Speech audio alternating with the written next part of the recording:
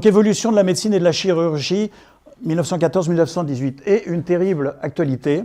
Eh bien, vous verrez à quel point tout ce que je vais vous raconter aujourd'hui, malheureusement, ça nous concerne directement avec les affaires récentes du Bataclan et autres, et peut-être malheureusement d'autres qui viendront par la suite. Alors on va commencer par une petite galerie de portraits. Voici un personnage éminent, c'était le chirurgien de François Ier, et c'est lui qui a eu la bonne idée de lier les artères pour arrêter les hémorragies sur les champs de bataille. Ambroise Paré, eh ben finalement, c'est un des grands personnages qui nous a permis d'avoir enfin une action efficace sur les champs de bataille. Vous verrez tout à l'heure pourquoi. Autre personne tout à fait exceptionnelle, Dominique Larrey, un des grands chirurgiens de Napoléon, qui était présent à Waterloo, qui était très connu dans toute l'Europe, curieusement. C'est lui qui a inventé donc à la bataille de Mayence les fameuses ambulances volantes. Donc on commençait à avoir l'idée de ramasser les blessés. C'est un personnage qui était tellement connu que le jour de Waterloo, il y a le bon général Blücher, ça vous dit quelque chose, qui circulait dans les ruines, dans la bataille, etc. Et il voit un officier français qu'on était sur le point de fusiller. Et Blücher reconnaît Larrey, alors qu'à l'époque, il n'y avait quand même pas tellement de photos et de choses comme ça. Il reconnaît Larrey au moment où on allait le fusiller. Donc il l'a sauvé de ce mauvais pas, bien entendu, et il l'a invité aussitôt à manger un fameux dîner qui était l'objet d'une pièce de théâtre célèbre, où on voyait d'un côté le général Blücher, le Prussien Hobro, chef d'armée, et en face, le simple citoyen médecin de Napoléon, issu du petit peuple. Donc vous voyez l'affrontement qu'il pouvait y avoir entre la Prusse impériale et la jeune République française. Autre personnage important du temps de Napoléon, eh bien, il y avait Percy, Pierre-François Percy. Alors là, je vais essayer d'être bien. Percy, il est où? Il est là. Vous le voyez, tout petit, on le voit sur le côté. Et Percy est en train de soigner un officier prussien qui est ici. Donc vous voyez, au milieu de toute cette bataille, on voit des unités, on devine Napoléon et son état-major. Percy a quand même été en première ligne devant l'empereur. Et qu'est-ce qu'il faisait? Il soignait un Prussien. Donc ça, c'est le symbole de l'éthique médicale. Et c'est lui qui a les principes de chirurgie mobile sur le terrain, les soldats infirmiers, ce qu'on va appeler plus tard les brancardiers et nos infirmiers. Donc c'est Percy qui a initialisé ça. Autre, Henri Dunant, bien connu, bien entendu, c'est la création de la Croix-Rouge. Sans lui, on ne sait pas ce qu'on aurait pu faire. Ça a été très important. Edmond Delorme, alors vous voyez ce respectable médecin général, en 1914, comme vous pouvez le voir ici, 1914, il sort ce bouquin « Chirurgie de guerre ». Alors évidemment, qu'est-ce qu'il mettait? C'était tous les grands principes de la chirurgie de guerre de l'époque. Et puis, quand la guerre a commencé, il s'est dit « mais ce que j'ai écrit, ça ne va pas du tout, je me suis trompé, ça n'est pas du tout adapté à la guerre nouvelle qui se présente ». Et vous voyez, il a remis en question un certain nombre de préceptes dont on va parler. Alors, qui était-il? C'était quand même un grand patron enseignant du Val-de-Grâce. Il avait, je vous passe tout ça parce qu'on n'est pas là pour faire un cours de médecine, mais vous voyez, les blessures par balle, les ligatures vasculaires, les nerfs, la restauration du nez, de la voûte, etc. Il avait énormément travaillé sur tout, et c'était l'objet de ce travail. Mais surtout, eh bien, il a remis en question cette fameuse doxa qui voulait que, contrairement aux blessures civiles, les plaies par projectiles militaires, balles ou shrapnel, étaient stérilisées par le feu. Bah oui, quand on tire une balle, c'est chaud, il y a du feu, etc. Donc on pensait que le projectile était stérilisé. Les militaires, les médecins militaires avaient la prétention de dire « nous, nos plaies sont stériles d'emblée ». Tandis que l'agriculteur de l'époque qui se blesse avec une faux ou n'importe quoi, c'est tout de suite souillé par la terre. Et en fait, eh bien, ce cher Delorme a remis en question ça et il a totalement transformé les principes d'enseignement de la médecine et de la chirurgie militaire. Claudius Regaud. Personnage exceptionnel. C'est un médecin mobilisé au début de la Première Guerre mondiale en août 14. Il se retrouve à l'hôpital d'évacuation de Gérardmer. Alors Gérardmer, c'était aux premières loges pour les premières escarmouches en octobre, en août, septembre, octobre 1914. Et c'est là où il a vu arriver des morts en quantité énorme. Alors des blessés en quantité énorme. Alors au début, il faisait ce qu'on lui disait de faire, c'est-à-dire de mettre un simple pansement sur les blessures, de mettre les gens dans des petites ambulances qui allaient rejoindre des gares de chemin de fer, et de là, on renvoyait les gens dans leur province. Alors ça pouvait être Brest, ça pouvait être Marseille, ça pouvait être Biarritz même, et ainsi de suite. Et puis, il s'est rendu compte qu'il y avait des hécatombes de mortalité terribles, terribles, terribles.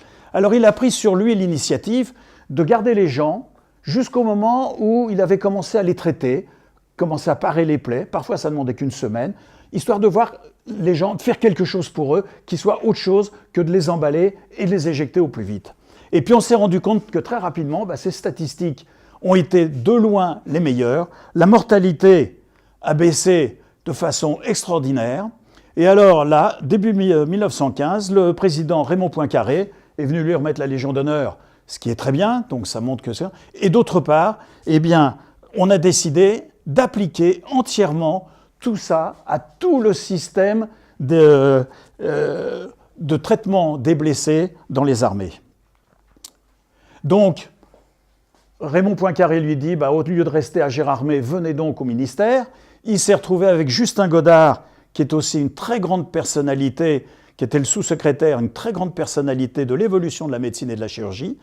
Alors donc, vous allez voir, je vais vous expliquer tout ce que ces deux personnages ont mis en route pour traiter et favoriser les traitements et aider les traitements tout au long du parcours du blessé depuis le front. Et puis, en 1917, il s'est dit qu'il faudrait un petit peu qu'on modernise nos hôpitaux, parce que les hôpitaux de l'époque, il y avait un service d'un côté, un service de l'autre, du troisième. Il a dit on va regrouper ça. Et c'est devenu l'hôpital général. Le premier, ça a été à Boulogne. Les Américains, quand ils sont arrivés en 1917, ont dit c'est bien ce qu'il nous fait là. Ils ont copié ça. Donc les grands hôpitaux parisiens ont été copiés sur le travail de Claudius Regaud. Il s'est dit mais c'est pas tout, on va faire de l'enseignement. Donc il a créé des écoles de médecine et de chirurgie à l'intérieur de l'hôpital. Ça a été fait à Reims, à côté de Reims. Et finalement, qu'est-ce que c'est ? C'est lui qui est à l'origine de nos centres hospitalo-universitaires actuels. C'est extraordinaire. Nos CHU actuels, qui font un petit peu la gloire de la médecine française, eh bien c'est Claudius Regaud qui est à l'origine de ce concept. Et ça a été repris partout. Et après, évidemment, il a une notoriété bien légitime. Alors l'aspirant Laby, ça on n'est plus dans un grand général ou dans un... Non, en 1914, c'était un étudiant en médecine, il n'avait que 22 ans. Jeune aspirant, on lui dit, venez donc, et il se retrouve à la 56e division d'infanterie. Et puis, de juillet 14 jusqu'au 14 juillet 19, eh bien, il a tout vécu. Tout vécu en 1914, Lorraine, Marne, l'Aisne, la Somme.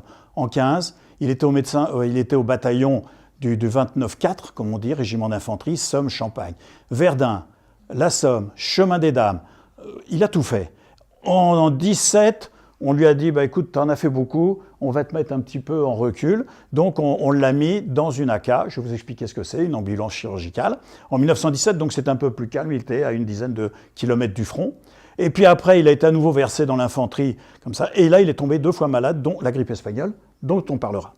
Et il a participé au défilé de la victoire, le 14 juillet 1919. Et là, à ce moment-là, la faculté lui a dit, mais monsieur, vous êtes en 3e année de médecine, hein, revenez donc à la faculté, c'est pas fini. Donc il a repris ses études de médecine, alors que je pense qu'il avait fait pas mal de travaux pratiques, et qu'il a recommencé. Et ce brave homme, vous voyez, est mort en 1982. Et qu'est-ce qui s'est passé en 1982 ? Ses héritiers ont pioché dans ses affaires, comme font tous les héritiers, et ils sont tombés sur plein de petits carnets. Ils ont regardé ça, et c'est une mine d'informations sur la guerre de 14-18. Alors ils en ont fait 2 éditions, une première que j'ai donnée à un de mes fils, et la 2e édition qui est parue l'année dernière, voilà, les carnets de l'aspirant Laby. Je vous assure que si vous voulez voir ce qu'était la médecine de première ligne Pendant ce temps-là, ça se lit, c'est un journal. Vous voyez, il y a tout. Jour après jour, il raconte ce qu'il a fait. Voilà, samedi 15 août, mardi 18 août, j'ai pris mon cheval, j'ai fait ceci, cela, et ainsi de suite. Je vous en lirai peut-être quelques petits extraits. En plus, ce personnage, comme vous le voyez, il s'est caricaturé ici, mais il a fait des aquarelles, il a fait des caricatures, des dessins tout à fait exceptionnels. C'est un grand personnage qui, je vous en lirai quelques extraits et vous verrez. Et puis il y a celui-là aussi, qui a pratiquement le même parcours, vous voyez, 2 août 14. Ça, c'est son bouquin, c'est aussi intéressant. Mais Maufray, c'était quelqu'un qui était, je ne dis pas plus intellectuel que l'autre, ou plus... Non, il s'attachait moins au quotidien, quoi qu'il le décrivait, et je vous en lirai quelques pages, mais il s'intéressait plus aux problèmes humains et éthiques qu'il pouvait y avoir. Alors, j'ai mis quelques petites citations, je vous en prendrai une tout à l'heure. On n'a pas le droit, dans un poste de secours, on verra ce que c'est qu'un poste de secours, d'avoir des soldats en armes. Nos adversaires le savent aussi. Si on voit un brancardier ou un médecin avec un brassard, il est fusillé. Vous voyez, c'est ça que ça veut dire. Le premier mort, pour un médecin, on peut se dire, bon, la mort, c'est le quotidien, la mort. Le premier mort est un choc. L'événement me laisse découragé jusqu'à la fin de la journée. Je viens de découvrir brutalement toute la bêtise de la guerre. Donc vous voyez, c'est pathétique ce qui nous fait vivre. Le choix des blessés transportés et soignés en priorité. Le choix du possible et de l'impossible. Le médecin de bataillon Maufray évoque ce terrible doute alors qu'il est pris sous un tir de barrage et qu'il ne peut que rester couché à terre. Que faire? Il remue une jambe. Peut-être y a-t-il encore de l'espoir. Vous voyez, il est en première ligne. Il vit ça. Il voit le blessé qui est à quelques mètres de lui. Qu'est-ce que je fais? Je vais le chercher. Je ne peux pas le chercher. Il bouge pas. Est-ce que c'est utile? Et ainsi de suite. Ne se fait aucun secret de sa progressive usure morale au fil des années. Il était jeune, puisqu'il est, je ne sais plus quelle année, il doit être né en 95. J'ai la chance de survivre, mais aujourd'hui, je me sens seul. Le 14 juillet 1919, le jour du défilé de la victoire, qui était le jour de l'IS, eh bien lui, après toutes ses expériences, après tout ce qu'il a vécu, eh bien il est seul. C'est le burn-out, la chute derrière, où il n'y a plus rien, le vide. Alors ça, c'est ma collection personnelle. L'aspirant Paul Giuliani, que j'ai bien connu, je l'ai connu, c'était un vieux monsieur, du 12e régiment d'infanterie. Eh bien, cette sacoche, je l'ai chez moi, parce que sa fille m'a dit, comme j'étais ami de la famille et que c'était aussi des grands amis de mes parents, eh bien, Jean-Marie, on te donne la sacoche. Donc voilà, j'ai la sacoche de l'aspirant Paul Giuliani, qui a dû décéder vers les années 1972-73. Moi, j'ai connu un vieux monsieur, mais voilà, c'est une sacoche de la guerre de 14. Alors lui, je l'aime pas. Qui est-il donc? C'est la perfide Albion, pardonnez-moi l'expression, qui nous a apporté ce gentil personnage. C'est lui qui a inventé les shrapnels. Il était à Waterloo, donc vous voyez. Il semble que ça n'ait pas été tellement utilisé à la bataille de Waterloo, mais c'est lui qui a eu l'idée, à l'intérieur d'une boule métallique, de mettre une espèce de cire un petit peu dure, de mettre dedans des petites billes, comme ça, avec un petit explosif, et de faire sauter ça. Donc non seulement il y a un petit peu de ferraille, mais il y a les petites billes dedans qui partent aussi dans tous les sens, ce qui fait que ça augmente largement le côté dangereux de l'outil. En sachant très bien que les boulets de canon de cette époque-là, c'était une simple boule. C'est-à-dire que le boulet, ça n'explosait pas. Le boulet était envoyé par le canon, il arrivait dans une troupe de soldats, il faisait une percée à l'intérieur parce qu'il suivait sa route avec son inertie, mais il n'explosait pas. C'était simplement le traumatisme direct qui pouvait arracher une tête, un membre, un thorax, tout ce que vous voulez, mais ça n'explosait pas. C'est si bien vrai que, par exemple, il y a des batailles où on était très ennuyé parce on commençait tôt le matin, il y avait de la boue, et les boulets de canon étaient totalement inefficaces parce qu'ils tombaient dans la boue et pof, ils s'arrêtaient. Donc le principe du boulet, c'est qu'il tombe, il rebondit, et puis il fait sa tranchée de mort. Lui, il avait trouvé ce système tout à fait démoniaque, Monsieur Shrapnel. Alors, pour le remercier, bien maintenant, on utilise le terme Shrapnel systématiquement en sa mémoire. Docteur Nicole Girard Mangin. Alors ça, j'ai beaucoup de respect pour cette personne. Excusez-moi. La seule femme médecin affectée au front, en particulier à Verdun. Alors, qui était-elle? Eh bien, c'était une jeune étudiante en médecine qui fait ses études, et puis au bout d'à peu près 3 ans d'études de médecine, elle croit avoir découvert l'homme de sa vie. Ça peut arriver. Donc elle se marie, elle a un enfant, et puis au bout de 3 ans, elle se rend compte que ce n'était pas l'homme de sa vie, qu'il était un petit peu volage, qu'on ne pouvait pas trop lui faire confiance, quoique travaillant dans le Champagne, puisque c'était là qu'elle vivait. Et là, elle divorce, et elle reprend ses études de médecine. Elle va au bout de ses études de médecine, elle fait une spécialité qui à l'époque était la phthysiologie, c'est-à-dire les maladies tuberculeuses, et la cancérologie. À l'époque, les deux étaient liés. C'était une personne connue internationalement, j'allais dire mondialement, c'est peut-être un peu difficile, mais à l'étranger, on la connaissait très bien. Elle était professeure à la Sorbonne. C'était elle qui était la chef de service à l'hôpital Beaujon de Paris, le vieil hôpital Beaujon avant celui de Clichy.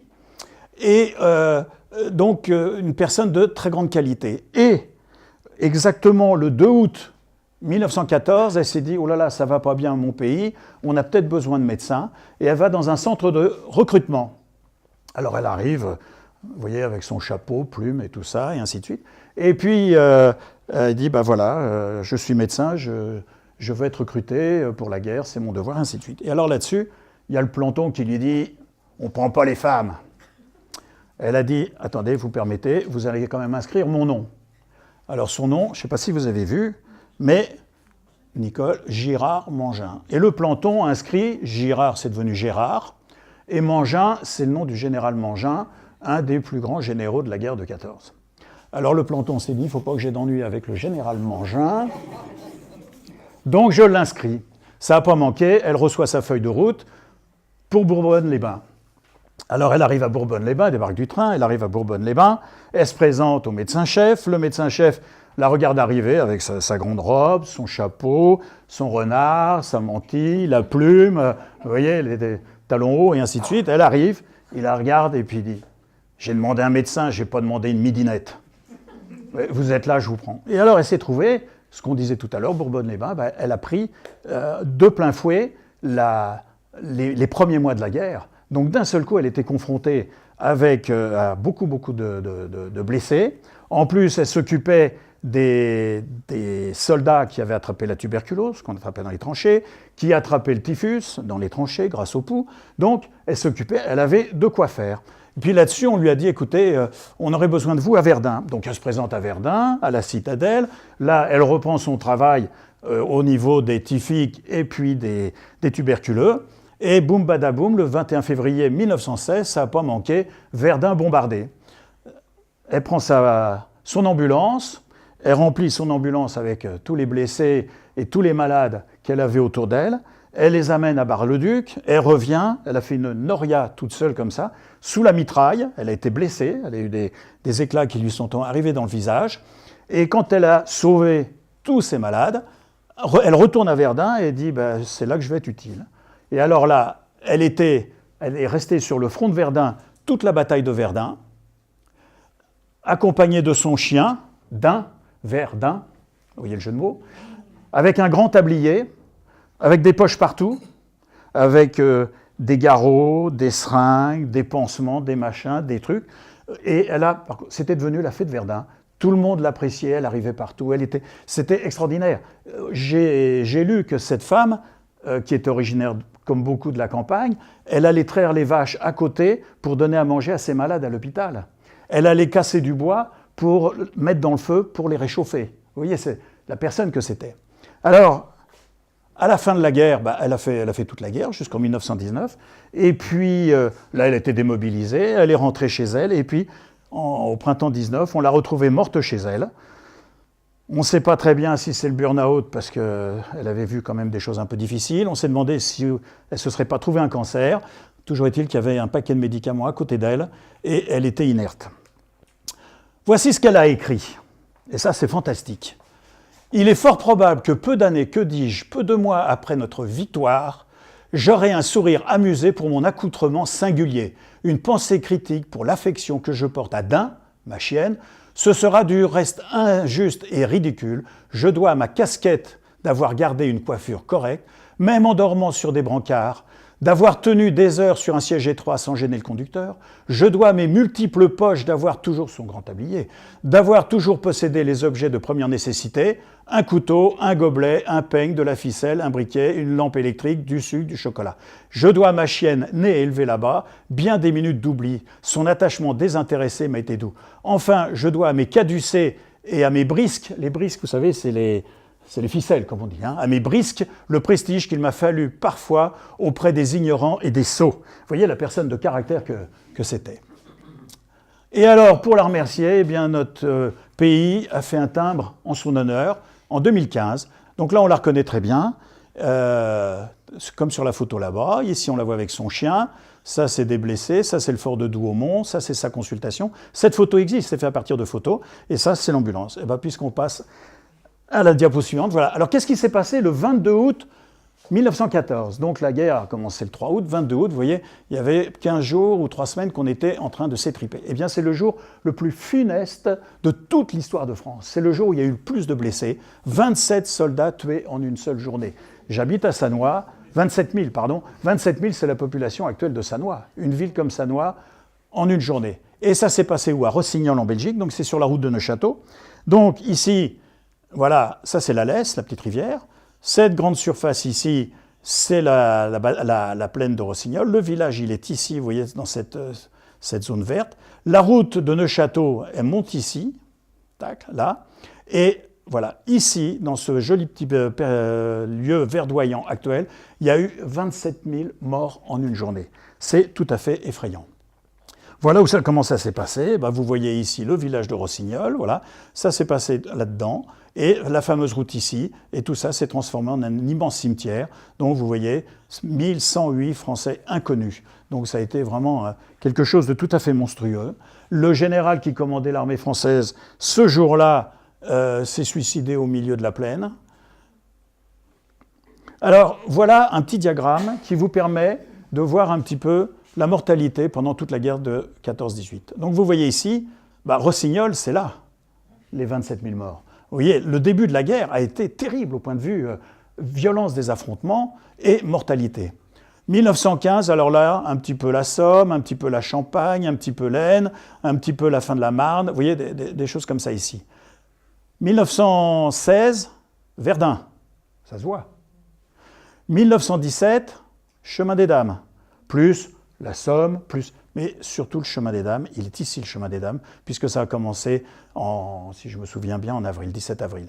Et puis, regardez la fin de la guerre, 1918, c'était pas si calme que ça, jusque et y compris à la fin. Et si vous voyez le dernier petit bâton ici, qui représente novembre, on s'est arrêté le 11 novembre, mais regardez, c'était parti pour être 3 fois ça.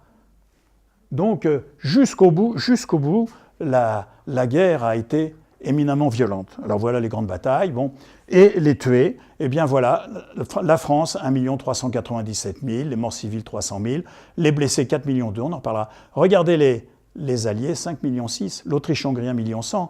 Regardez les empires centraux, ce qu'on appelle, 4 millions. Donc en fait, la France s'en tirait pas si mal que ça. L'Allemagne en a quand même eu 2 millions et quelques. Donc vous voyez, c'est vraiment... Et alors, ce qu'il faut savoir, c'est que ça représente 27% en France des 18-27 ans. On en reparlera un petit peu tout à l'heure. Il faut savoir que ces chiffres-là sont sans doute complètement faux, parce que c'est des listes incomplètes. Il y a des mutins qui ont été fusillés, ça, ils sont pas dans les statistiques. Maintenant, on les réintègre. Les déserteurs ont été très rares. Et puis surtout, les disparus, 300 000 en France. Et on pense que toute nationalité confondue, les gens disparus, parce qu'un obus qui tombe sur une personne, il ne reste rien. Donc, ça vous donne un petit peu l'idée de ce... Alors, pourquoi cette guerre a été une telle catastrophe? Eh bien, vous avez la révolution industrielle du 19e siècle. Et là, on a inventé les locomotives, on a inventé les débuts de la voiture, on a inventé les machines-outils, on a inventé tout un tas de choses. Donc, mais on en a profité, c'était la technologie qui voulait ça, qu'on invente l'artillerie lourde, les canons à longue portée, on a tiré des millions d'obus, les mitrailleuses, on a inventé les lance-flammes, ce qui est très sympathique, les chars d'assaut, on en parlera un petit peu tout à l'heure, les armes chimiques, oui, la chimie s'est développée, donc on a inventé les sous-marins, l'aviation, 3 points de suspension, je vous laisse deviner tout ce que ça comporte en plus. C'est la révolution industrielle du 19e siècle qui est à l'origine de ça. Et qu'est-ce qu'elle faisait la médecine à ce moment-là? eh ben, elle était complètement balbutiante. On en était encore au XIXe siècle. Bon, il y avait des ventouses, des tisanes, des cataplasmes. Pasteur commençait à parler de micro-organismes, la bactériologie, c'était le début, mais vous verrez que ça a servi. Pasteur, on le verra tout à l'heure. Et puis, le 1er août, la guerre va tout accélérer. Les obus, les plâtres, les shrapnels, on va en parler, les brûlures, les gaz de combat, les plaies, on va en parler beaucoup, l'hygiène, oui, et les conséquences, eh bien, il a fallu organiser les soins et une nouvelle chirurgie réparatrice, parce que, effectivement, il y avait des gros dégâts à ce niveau-là. Alors, quelle était la condition de vie dans les tranchées? C'était pas le pays de cocagne, c'était pas le Club Med. Le froid, le chaud, la sécheresse, l'humidité, la promiscuité, maladies contagieuses, la boue, les rats, les poux de corps. On raconte que les habits bougeaient rien que par la présence des poux. Les excréments, oui, bien entendu, on faisait des feuillets dans un coin, mais quand il y avait un obus qui tombait, évidemment, vous imaginez que tout le monde en prenait. La proximité des cadavres, 700 000 morts non retrouvés, donc qui étaient broyés à côté, qui étaient en petits morceaux, qui pourrissaient sur place. Les animaux, parce qu'à l'époque, il y avait peu de canons motorisés et autres, ou même pas du tout. Donc les chevaux, ils allaient en première ligne, les ânes aussi, ainsi de suite. Donc ils mouraient comme les autres. Amis ou ennemis qui agonisent plusieurs jours à proximité immédiate, bien sûr. L'air vicié des abris, parce que tout ça, ça fait de la fumée, ça flambe, il y a les gaz, tout ça. Et comme tout ça, c'est très lourd, eh bien ça descend dans les tranchées, donc l'air était vicié, et ça pénétrait dans les abris qui étaient encore plus en contrebas. Donc les abris n'étaient pas franchement des abris parce que l'air était tout à fait... Pollution par les gaz chimiques, fumée, vapeur des armes, les munitions, le plomb, les incendies, parce qu'évidemment, beaucoup de choses brûlaient. Conséquences dans la vie des tranchées, les épidémies, oui, des dysenteries, typhus, c'était la première cause de mortalité avant les armes. Choléra, tétanos, méningite, on va parler un petit peu de tout ça, d'accord? Moi, j'ai le frère de mon grand-père qui est mort d'une méningite. Grippe espagnole, on en parlera un petit peu. Et puis, les parasitoses, les mycoses, l'hypothermie, la malnutrition, parce que des fois, ils n'avaient rien à manger. L'alcoolisme, parce qu'on leur donnait ce qu'il fallait pour oublier la misère. Et le stress post-traumatique, ce qu'on appelle maintenant le stress post-traumatique, avec les séquelles physiques et psychologiques lointaines.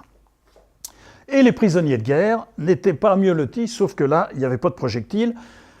Mais les camps et les forteresses, c'était horrible aussi. Il y a, dans les films Gabin, on nous en parle un petit peu, Non, c'était horrible. Humidité, le froid, on allait pour les chauffer, la dénutrition, ils ne mangeaient pas mieux, l'air était vicié, c'était confiné, les latrines, c'était pareil. Les maladies psychiques et les suicides. Alors, ça a été l'occasion, moi, de me rappeler, parce que mon grand-père, père de mon père, lui, il s'était retrouvé prisonnier à Ingolstadt, eh bien, il est rentré psychologiquement brisé par cette ambiance de dire « j'ai 25 ans, je ne fais rien de ma vie, je suis là, jusqu'à quand, je ne sais pas ». Il avait une femme, une petite fille qui l'attendait à la maison, et qu'est-ce que je fais là? Psychologiquement, c'était terrible. Et puis en plus, il n'y avait aucun soin, il n'y avait rien du tout. Et en plus, il y avait...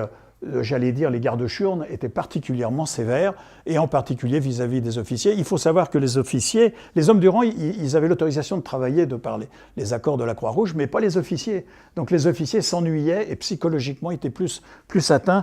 On voit ça dans La Grande Illusion, ils n'ont rien d'autre à faire que de tourner en rond. Alors voilà Ingolstadt, où mon grand-père, vous voyez, c'était pas riant comme ça à l'époque, là c'est joli, c'est bien tondu, etc. Donc, et il était avec le général de Gaulle qui a bénéficié du même hôtel de tourisme. Alors, la prise en charge des blessés. Alors, tout à l'heure, je vous ai parlé de Claudius Regaud qui a revu un petit peu tout ça. Eh bien, voilà ce qui a été organisé, décidé. Donc, afflux de blessés graves, on en a parlé, mise en échec de toute la logistique, taux de mortalité, 10% pour les blessés admis à l'hôpital, moins d'1 heure après leur blessure. Donc, quand on prenait un blessé et qu'on l'amenait à l'hôpital, 10% de mortalité. Mais regardez, 8 heures après, 75% de mortalité. Vous vous rendez compte? En 8 heures, le pronostic était catastrophique. En une journée sur la Somme, 20 000 soldats meurent en une journée. On estime qu'un tiers aurait pu être sauvé. Donc, la doxa, on empaque, on évacue. Eh bien, on a dit stop. 2 à 3 semaines avant d'arriver, Biarritz, Brest, Marseille, etc. Et il mourait de gangrène dans le train avant. Alors, je vous ai retrouvé ce témoignage d'une infirmière, donc de Cherbourg, parce que je suis allé faire cette conférence à Cherbourg, et j'ai retrouvé des traces. Donc c'est une infirmière, donc c'est un bateau qui s'appelait le Duguay-Trouin, qui est parti de Boulogne, qui emmenait des blessés, par la mer jusqu'à Cherbourg. Et elle raconte, dimanche il était midi, beaucoup d'infirmières avaient quitté l'hôpital et moi-même je me disposais à aller manger, à aller déjeuner lorsque les ambulances sont arrivées nous apportant du Duguay-Trouin, 37 fusiliers marins, tous horriblement blessés. Donc ils n'étaient pas, disons, ils étaient juste empaquetés, mais pas du tout traités, quoi que ce soit. Ils étaient bruts de décoffrage sortant du champ, du front. Hein. Que c'était déprimant de les voir arriver là sur des civières blancs comme des linges. Bah oui, ils avaient des hémorragies, et des anémies catastrophiques, les traits tirés, immobiles dans leur capote de drap bleu, tous raides de sang. On ne les avait même pas lavés, même pas lavés. Hein. On aurait dit des cadavres. C'est presque ça. Heureusement, le service est bien organisé et vite, ils avaient tous au cou une pancarte, on en parlera, avec leur nom et la désignation de leurs blessures pour que l'on sache immédiatement par où les prendre. La directrice des infirmières dirigeait les brancards sur les salles où nous les attendions. Pauvres petits fusillés, j'étais bouleversé de les voir en si triste état et si fatigués et si sales. C'est pathétique. Voilà comment ils étaient éjectés, ou en bateau, ou en train, aux quatre coins de la France, dans cet état-là. Alors, qu'est-ce que Julius Rego a fait? Alors, vous voyez ici, c'est le front en noir. C'est le front. Alors, refuge de blessés, donc on les récupère là. Les postes de secours avancés, on va en parler. Ensuite, on arrive à ce qu'on a appelé, par ambulance, dans des infirmeries ici. De là, on les a transportés dans les ambulances chirurgicales automobiles. On va beaucoup en parler tout à l'heure. ACA, ce qu'on appelait les CHIR, ce qu'on appelait les ambulances CHIR. Il y a eu tout un tas de dénominations. De là, vous allez voir sur quels critères on les gardait là. Les autres, on les envoyait à l'hôpital d'évacuation, HOE. De là, on les envoyait à la gare régulatrice et on les envoyait dans les différents hôpitaux de l'arrière. Donc vous voyez, un hôpital auxiliaire, on va en parler, l'hôpital militaire, hôpital mixte, civil, etc. Vous voyez tous les hôpitaux. Voilà comment ça avait été organisé par Julius Rego, de telle sorte que... Et ça, c'était une organisation qui était divisionnaire, c'est-à-dire chaque division avait son processus d'organisation, d'évacuation des blessés. J'aime bien ce petit dessin-là parce que c'est beaucoup plus parlant qu'un schéma banal. Je trouve que c'est presque une œuvre d'art, malheureusement. Hein. Donc voilà comment ça se passait. Et on va voir un petit peu ce qui se passait ici, dans l'hôpital d'évacuation, comment on prenait les décisions pour la suite. Il y a une chose qui me gêne un petit peu, c'est dépôt à éclopé. Ça. Mais bon. Alors, prise en charge des blessés. D'abord, on les ramasse par les brancardiers. Le brancardier, on en parlera un petit peu tout à l'heure, il pose le garrot pour empêcher les hémorragies. C'est ce que je vous ai expliqué tout à l'heure. Hein. On commence par lutter contre l'hémorragie. Pansement succinct, sérum antitétanique, on va en parler. Des attelles quand il y a des fractures. Et on transporte vers poste de secours avancé. Alors, poste de secours avancé, quand il nous en parle, l'aspirant Labi, c'est des fois simplement un trou dans un fossé avec une bâche et 2 poteaux pour tenir la bâche. Alors, transport dit médicalisé vers des infirmeries, puis vers les fameux AK. Ambulance chirurgicale automobile pour les blessés intransportables. Pardon. C'est-à-dire que, si vous voulez, c'est là où on dit ce patient, on le garde, ou ce patient, on peut le transporter plus loin parce qu'il est suffisamment, du moins, sa blessure n'est pas suffisamment grave pour qu'on ne tente pas de le transporter plus loin et pour qu'il soit correctement soigné. Alors ensuite, les hôpitaux de l'arrière, hôpital d'origine des étapes, ce que je vous avais expliqué, on fait à nouveau un triage, et là, on les évacue vers les hôpitaux de l'intérieur, le beau schéma de tout à l'heure. Et qu'est-ce qu'on fait? La petite infirmière, elle parlait de fiches. Eh bien, des fiches sont progressivement normalisées, rouge pour les porteurs d'un garrot. Comme ça, en voyant la fiche, on disait, lui, il a un garrot, il ne faut pas le garder sans arrêt. Donc, il faut trouver une solution avant. Pour les bleus, à opérer d'urgence, plaie de l'abdomen. Pour les blanches, les blessés légers à évacuer, jaunes pour les contagieux, et on peut les voir des fois sur les photos, je vous en montrerai. Alors qu'est-ce qu'il fait le brancardier? Eh bien, pas grand-chose, si ce n'est un paquet de pansements, une attelle, un garrot, le transport par brancard. Tout geste médical leur était interdit. Ils n'avaient pas le droit de faire des choses très compliquées, perfusion ou je ne sais pas quoi. Hein. Et ils s'entraînaient sans arrêt, parce que c'était très dur. Et ils étaient porteurs du brassard de la Croix-Rouge, donc ils n'étaient pas armés. Voilà le rôle des brancardiers. Là, ils ramassent un blessé. Vous voyez dans quel taudis ils peuvent être. On se demande comment ça peut être stérile. Et ici, malheureusement, dans leur travail, il y avait aussi cette lourde tâche de ramasser les morts. Ces horribles blessures devant lesquelles le brancardier ferme les yeux. Qui c'était? Des religieux, on considérait qu'ils ne pouvaient pas faire grand-chose et ne sûrement pas combattre, donc on les mettait là. Les musiciens et tous les inaptes au combat. C'était ce qu'on faisait au début. Il se trouve que mon autre grand-père, il était pianiste. Et il a été appelé à l'armée, comme tout le monde. On lui a dit « Qu'est-ce que vous faites? Je suis pianiste. » Eh bien, on va vous mettre dans la fanfare du régiment à jouer des cymbales. Bon, vous me suivez? Et 1914, ah ben vous allez être brancardier maintenant. Et il a fait toute la guerre, en particulier Verdun, comme brancardier. Après, il ne voulait plus jamais parler de ça. Et quand la guerre, en 1939, a démarré, il s'est mis à pleurer. Alors voilà, au début de la guerre, ça c'est Maufray dont je vous ai parlé tout à l'heure, hein, d'accord? Au début de la guerre, il était dans les habitudes des cadres de l'armée de désirer des hommes incapables de se battre. Mais il comprit rapidement que c'était l'inverse qu'il fallait faire, parce que ces gars-là agissaient en dehors de tout contrôle, leur rendement était subordonné à leur dévouement, sans aucun repos, ni de jour ni de nuit. Et les brancardiers furent alors sélectionnés parmi les meilleurs éléments, résistance physique et morale, esprit de devoir. Voilà qui étaient les brancardiers. Ce n'étaient pas les bras cassés, les religieux, ceux dont on ne savait pas quoi faire. C'était vraiment des gens d'exception qui allaient là. Et ils ne travaillaient que sur ordre, donc c'était très dur de ne pas sortir de la tranchée quand ils entendaient un blessé hurler à quelques mètres d'eux. Ils n'avaient pas le droit d'aller le chercher. C'était seulement le soir et la nuit et sur ordre. Donc, la conséquence, c'est que si vous êtes blessé le matin dans le no man's land, c'est pas bon, parce que vous allez souffrir toute la journée, vous aurez le temps de mourir, tandis que si vous êtes blessé le soir, on viendra vous chercher dans la nuit, et vous avez beaucoup plus l'espoir d'être secouru. Et, bien entendu, ce que je vous ai montré, il s'occupe des morts et des exhumations. Alors voilà, la fanfare militaire, à Verdun, qui en fait, ce sont les brancardiers. Alors ici, on va avoir une pensée émue pour le major Louis Sanlec, Madame Grange, merci, qui a inventé ça. Et ça, on le voit sur toutes les photos où on voit des brancardiers. C'est ça que l'on voit. On ne voit pas ça, on ne voit pas ça. Le traîneau peut-être dans la neige. Ça, c'est les brancards des Allemands, hein, d'accord? Ça, on le voit partout. Parce qu'avec ça, on se faufilait dans les tranchées. On pouvait franchir des nappes d'eau. On pouvait pénétrer n'importe où. Ça avait beaucoup de souplesse. Et ça, c'est extraordinaire. On voit sur les photos traditionnelles, c'est ce brancard hamac que le major Louis Sanlec a inventé, et ça a été tout à fait suivi. Alors voilà ce que c'est qu'un poste de secours avancé. Quand je vous disais que ce n'était pas grand-chose, vous voyez, c'est marqué ici, poste de secours. Et vous voyez, c'est un vague trou comme ça ici. Il y a quelques planches de bois. Là, il n'y a même pas la bâche dessus. Et puis, il y a un blessé qui est récupéré par un médecin, plus des brancardiers, etc.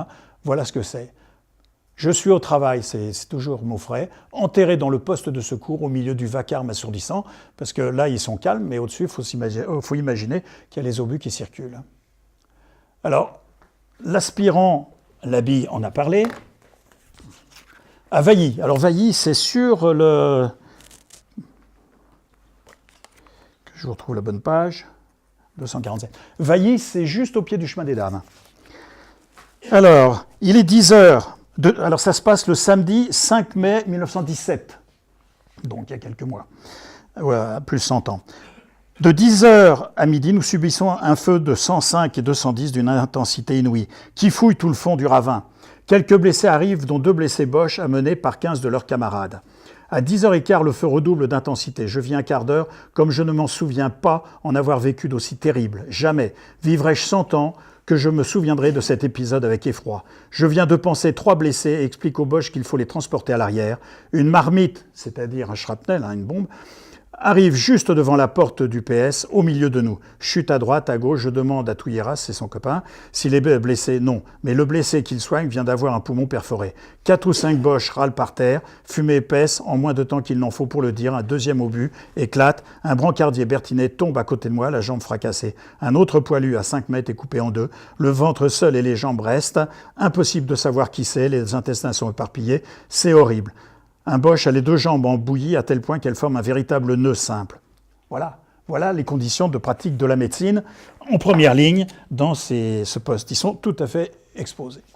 Alors voilà la fameuse fiche. Vous voyez, le nom, le régiment, la nature de la blessure. Donc fiche blanche. donc blessé léger, avec ici, on marque quand même sérum antitétanique, pratiquez-le le plus tôt possible, etc., et le nom du médecin. Voilà ce qui accompagnait les blessés. Alors ça dépendait de la couleur, là c'est... En voilà, vous voyez des blessés légers qui reviennent à l'arrière, ils ont chacun leur petite pancarte blanche ici, ils sont sur leurs deux jambes, donc il n'y a pas besoin de les brancarder, hein, voilà, donc ils rentrent à l'arrière. Voilà l'évacuation d'un blessé d'une infirmerie, on voit que c'est un petit peu plus élaboré, et on les emmène dans les fameuses autochires ou ambulances ou AK. Alors ces deux personnes, Maurice Marcille et Alexis Carrel, ça vous dit peut-être quelque chose. C'est un prix Nobel de médecine qui a été très contesté par la suite. Hein. Et alors, tous les deux, ils se rendent compte qu'il fallait ramasser rapidement les blessés. C'est l'histoire. En 1 heure, si on les ramasse, ils ont 75% de chances de survie. Au bout de 8 heures, il n'y en a plus que 10%. Et ils créent les ambulances chirurgicales, les automobiles chirurgicales avancées ou ambulances chirurgicales avancées, les deux, ce qu'on appelait communément les autochires. Donc, 1 par division de cavalerie, 2 par division d'infanterie, 16 par corps d'armée. Donc vous voyez qu'il y avait... En fait, ça dépendait un petit peu des conditions géographiques locales et puis des événements, bien entendu. Donc, vous voyez, ça a commencé la guerre en août 14. Dès le mois de novembre, on commençait déjà à faire ce système de salle d'opération mobile avec 2 tables, du matériel de stérilisation et de couchage nécessitant 3 camions parce que ça ne pouvait pas fonctionner tout seul, vous allez voir pourquoi. Il y avait 2 chirurgiens, 25 infirmiers et il fallait qu'il y ait une formation plus lourde autour, vous comprenez pourquoi. Donc il fallait chauffer, il fallait un autoclave, il fallait, vous voyez, un certain nombre de choses pour permettre de pratiquer la chirurgie. Ensuite, on a adjoint la radiographie, on va en parler beaucoup tout à l'heure, plus ça deviendra une baraque opératoire, donc un véritable hôpital de campagne avec matériel chirurgical et même une pharmacie, et puis groupe électrogène pour faire de l'électricité, plus un magasin pour les médicaments. Intérêt, mobilité en fonction du front, c'est-à-dire on pouvait monter, le démonter, l'amener et revenir dans l'autre sens. C'est quoi un autoclave ? Pardon ? C'est quoi un autoclave ? Un autoclave, c'est pour stériliser les matériels de chirurgie. Hein. Alors voilà comment c'était au début. Vous voyez, un camion, une petite tente, et là on opérait les gens là-dessous. Et puis après, il y a toujours le petit camion, mais vous voyez, voilà, on a créé tout ça, c'est démontable. C'est des morceaux de bois avec des tissus dessus, etc. Il y en a un, c'est chirurgie, il y en a un autre, ça va être des salles de malades, et ainsi de suite. Donc vous voyez, au début, c'était pas grand-chose, ça arrivait sur... D'ailleurs, quand on voit la voiture, c'est une voiture de collection, hein, si vous me permettez. Et puis ensuite, eh bien, c'est devenu quelque chose de beaucoup plus important. Donc, au mieux... Après, on les mettait en arrière-front, 8 à 10 km des lignes, 8 à 10 km des lignes, donc relativement proches. Hein. Et puis vous voyez qu'il y avait quand même jusqu'à 600 lignes avec des transports de voitures pour les emmener vers les hôpitaux de l'arrière. Et on les triait là en fonction de l'urgence chirurgicale. On parlera un petit peu tout à l'heure. Et les fameuses fiches qui suivent le patient du début jusqu'à la fin. Alors, on opère sur place si le blessé est intransportable, parce qu'il ne supporterait pas, donc ce n'est pas la peine de tenter on l'opère sur place, en désespoir de cause. Ceux qui peuvent être transportés, on préfère qu'ils soient mieux opérés un petit peu dans la... Alors, il y avait l'électricité ou des lampes à acétylène, parce qu'il fallait bien opérer la nuit le jour, le poupinel aussi, le lavage des mains, les gants de caoutchouc pas stériles, il n'y avait pas de masque, c'était quand même assez rudimentaire. Alors, un brin de poésie, donc voilà comment on décrivait ça, un peu idéalisé. Donc la cale, l'ambulance, est installée à flanc de côté, parce que je vous dis, on dit ambulance, mais ça n'a rien à voir avec une ambulance comme chez nous, le SAMU, etc. Hein, c'est ce système de chirurgie qu'on a appelé ambulance parce qu'elle était ambulante. Alors donc la cale est installée à flanc de coteau, à l'orée d'une jolie forêt, vous voyez c'est bucolique, elle domine un vallon au fond duquel coule un ruisseau et la crête opposée est également couronnée par un bois. L'endroit est plaisant, on y installerait volontiers un petit château. L'emplacement était judicieusement choisi, comme si on choisissait son lieu de bataille. On n'a pas commis l'erreur d'établir l'ambulance entre un dépôt de munitions, tu parles, et un camp d'aviation, pareil. Est au centre de l'ambulance, l'autochire, c'est ce qu'on a vu tout à l'heure, hein, qui se compose de 12 baraques d'hospitalisation affectées aux blessés, sans compter celles des services généraux, cuisine, buanderie, bain-douche, etc. Sur la lisière de la forêt, ayant vu sur l'ensemble de l'ambulance qu'elle domine, une baraque abrite le personnel chirurgical médical. Les médecins, les chirurgiens sont bien lotis, vous voyez, placé tout entier sous l'autorité d'un médecin-chef éminent qui a été longtemps professeur au Val-de-Grâce, faut des titres, faut beaucoup de qualité, avant d'être appelé à conduire une autochire sur le front de la Somme, l'Artois, etc. Sur les pentes du vallon, non loin de la route d'accès, une baraque a été construite pour les infirmières. Voilà. Vous voyez, c'est tout à fait bucolique. Quand il dit que longtemps professeur au Val-de-Grâce, il faut se rendre compte qu'il y a eu un problème entre les chirurgiens civils et les chirurgiens militaires. C'est que les chirurgiens militaires, on les mettait, comme celui-là, professeur, à la tête de ça. Et puis en fait, les chirurgiens civils se trouvaient à faire de l'aide opératoire, on ne leur donnait aucune initiative au début en termes de vraie chirurgie. Et puis au bout d'un certain temps, on s'est rendu compte que les chirurgiens civils valaient à peu près le niveau des chirurgiens militaires, ou peut-être même mieux d'ailleurs, ce qui fait que Claudius Regaud, dont on parlait tout à l'heure, eh bien, de principe, il a monté tous les médecins civils qui étaient au front, on leur a donné 2 gallons de plus pour leur donner plus d'autorité vis-à-vis de la structure militaire. Anecdotique, mais vous voyez, il y avait nécessité. Alors voilà ce que c'est qu'une AK. Hein. Donc vous voyez, il y a des pavillons, etc. La circulation des voitures est ici, là c'est des stocks, et ainsi de suite. Ça doit être les infirmières, le joli vallon dont on parlait, etc. Voilà ce que c'est que c'était une AK. Donc vous voyez, ce n'est pas une simple ambulance, c'est déjà une structure, 600 lits là-dedans, pour les brûlés en particulier. Donc vous voyez, c'est une structure, c'est un véritable hôpital de campagne, mais qu'on peut démonter, et puis en fonction des mouvements du front, avancer et reculer.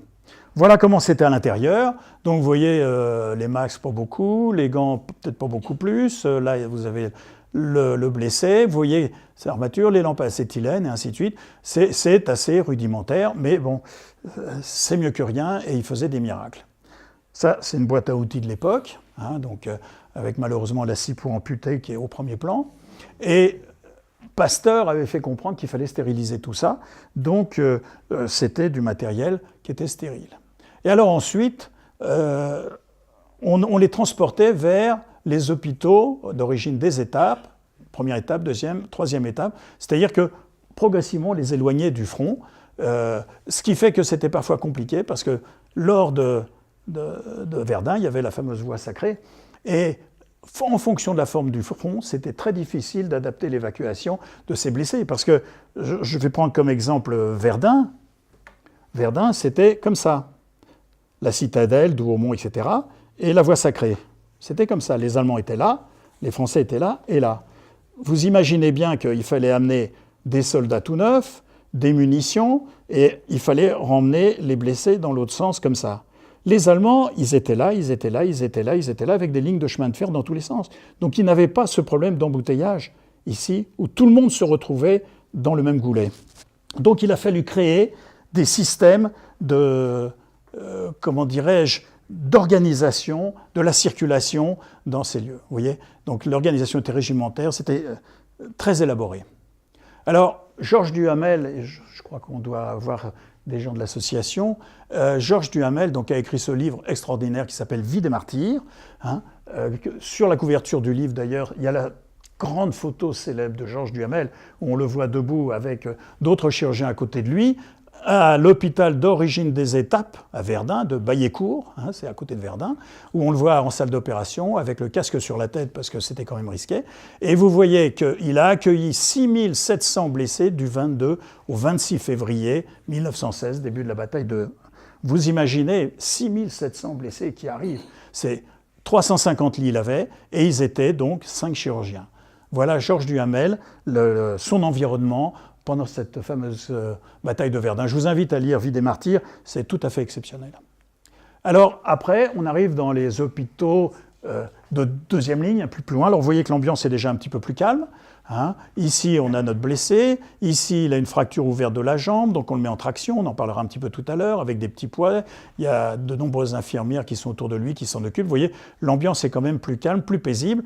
Eh bien, figurez-vous que c'est le docteur Sanlec, dont on va peut-être bien parler tout à l'heure, qui a eu l'idée d'associer les tractions, les sérums, etc., pour permettre de soigner donc, nos blessés dans la deuxième, troisième ligne, je devrais dire, d'accueil des blessés à l'issue, après le front.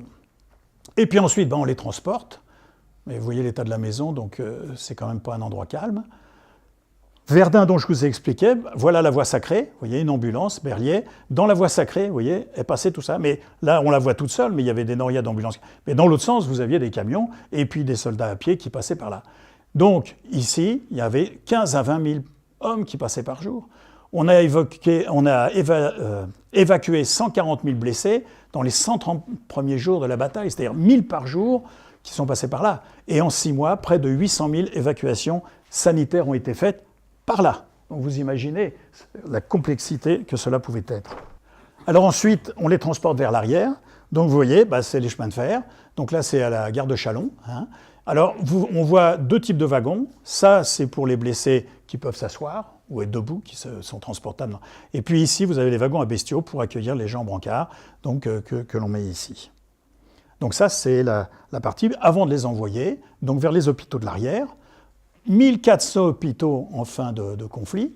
Les hôpitaux militaires, bien entendu, ils ont continué leur travail, etc. Mais il a fallu créer les dépôts de blessés, comme on a vu tout à l'heure. Les hôpitaux civils, comme l'hôpital d'Argenteuil par exemple, devenaient bien souvent ce qu'on appelait des hôpitaux mixtes, civils et militaires, mais dans des salles différentes parce qu'on craignait que les infections, la contagion circule d'une chambre à l'autre, etc. Puis c'était peut-être pas très sain de mettre des types qui avaient connu Verdun et les conditions horribles avec, j'allais dire, des patients moins atteints. Donc les hôpitaux auxiliaires, alors c'était la Croix-Rouge ou d'autres sociétés privées, des hôpitaux bénévoles. Alors je vous en montrerai un des plus célèbres, c'est le château de Chenonceau, avec initiative municipale industrielle, ça c'est Meunier, le château de Chenonceau, des communautés religieuses, et ainsi de suite. C'était la manifestation du patriotisme. Les hôpitaux dépôts de convalescents, ça c'est pour le stade d'après.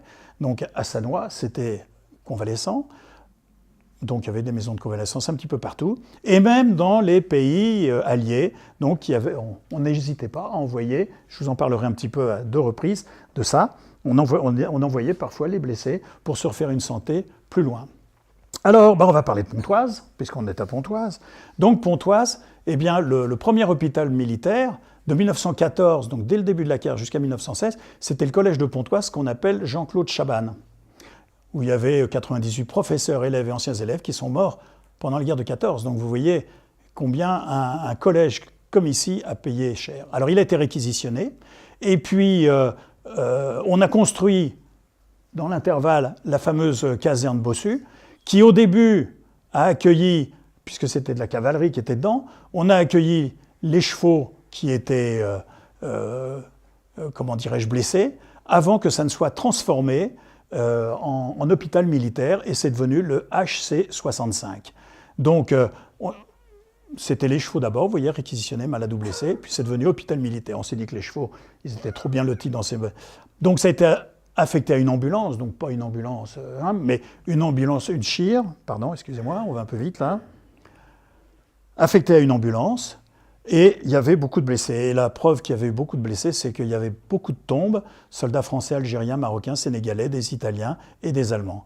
Donc le cimetière détruit en 70 pour construire la ville nouvelle de Cergy, et les dépouilles sont dans le cimetière civil de Pontoise.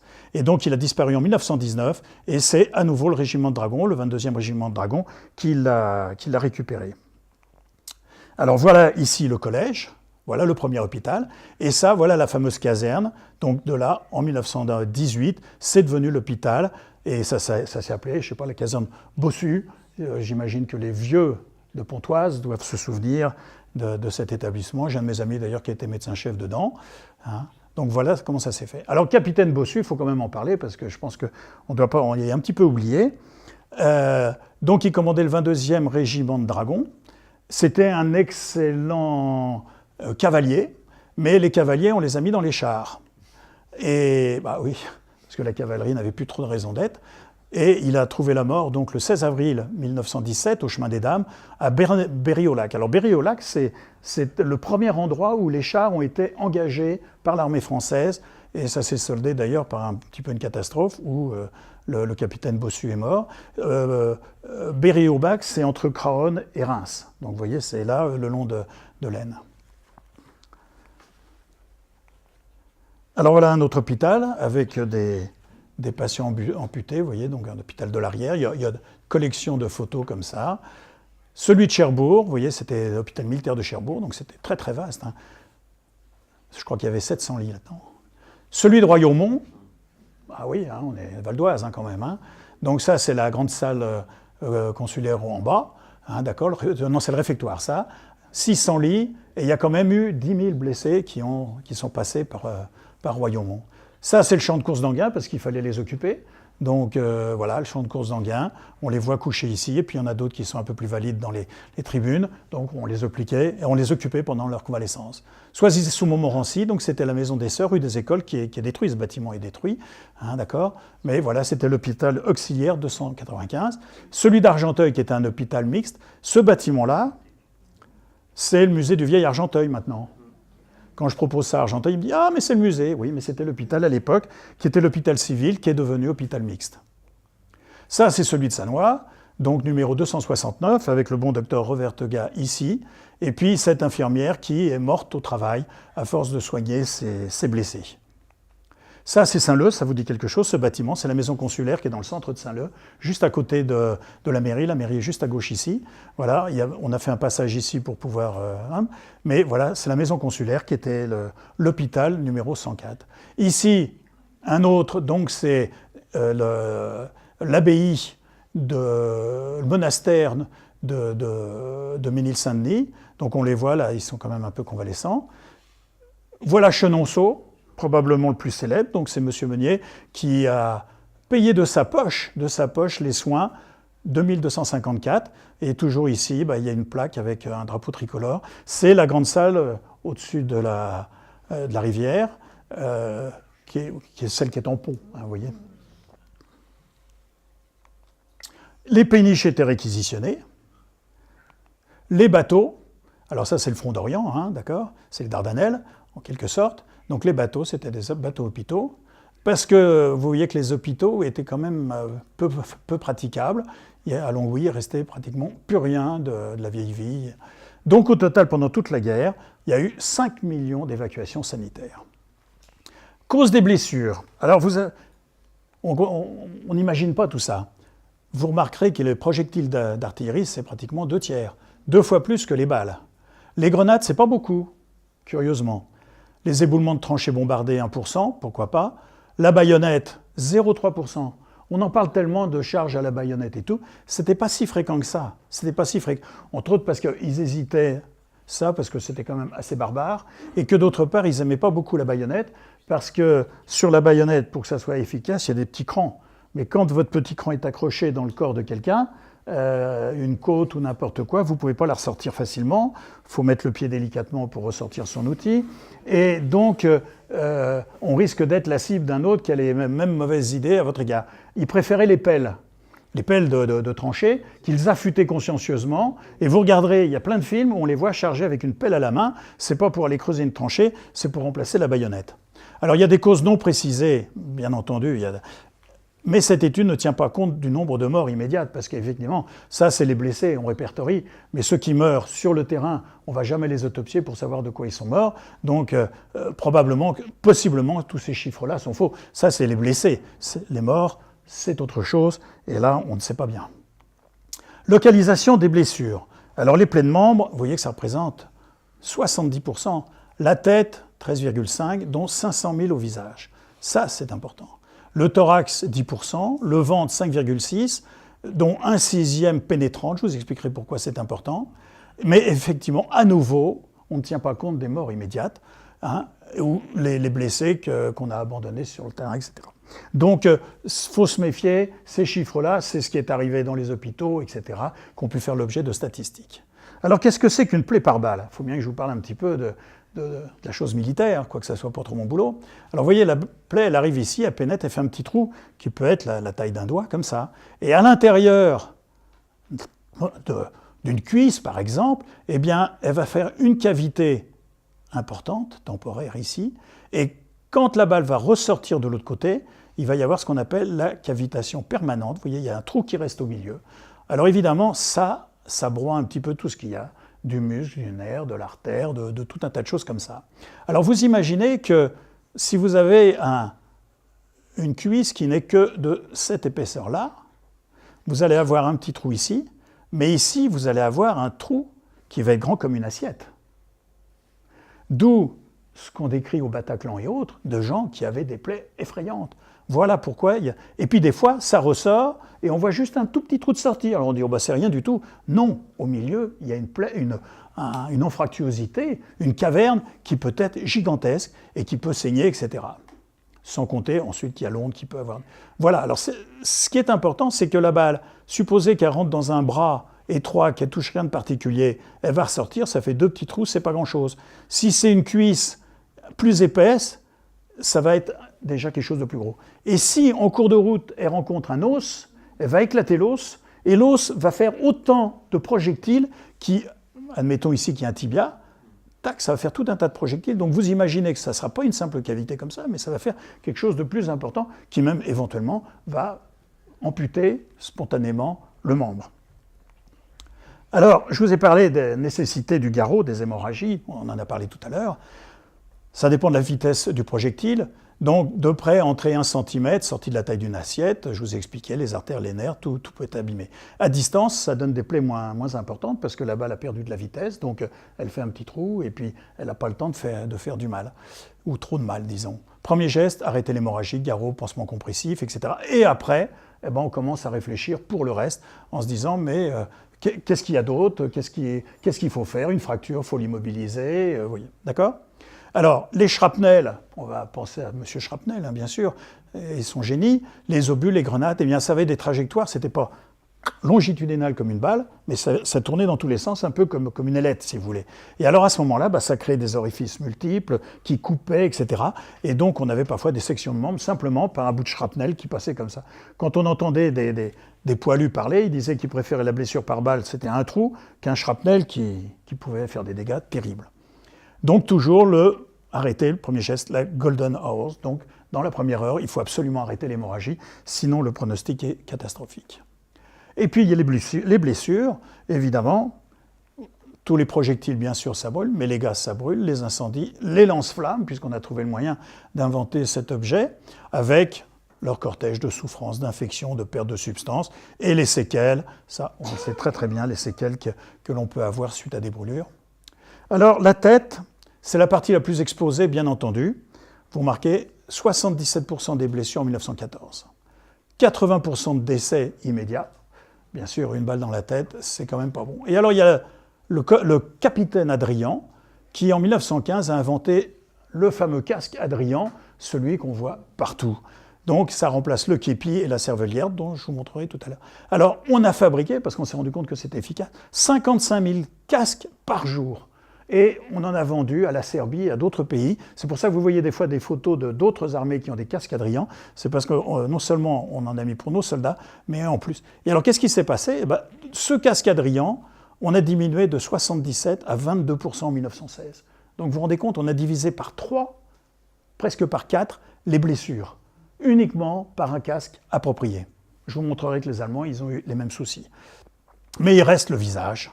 C'est ce qu'on a appelé les gueules cassées, et puis les brûlures, et les yeux en particulier, par les gaz de combat.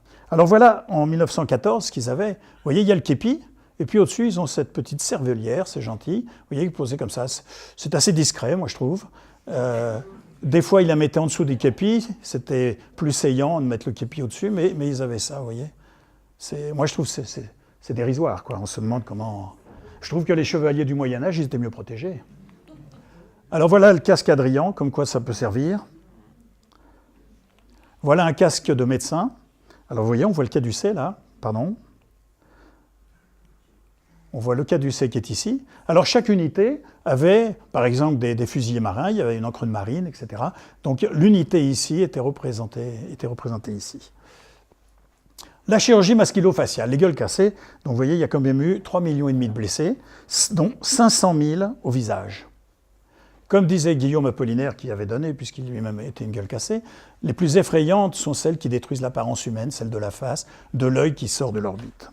Alors là, je crois que je ne vous ai pas mis trop de photos horribles, mais vous en avez sûrement vu, c'est effrayant.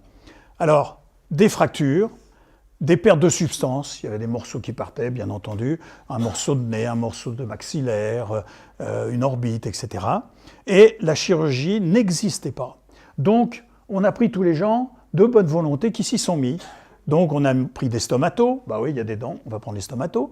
On a pris les ORL, bah oui, il y a des sinus, le nez, c'est bon pour les ORL. Les chirurgiens généralistes, on dit c'est des plaies, bon, on va s'y mettre. Et même les dentistes.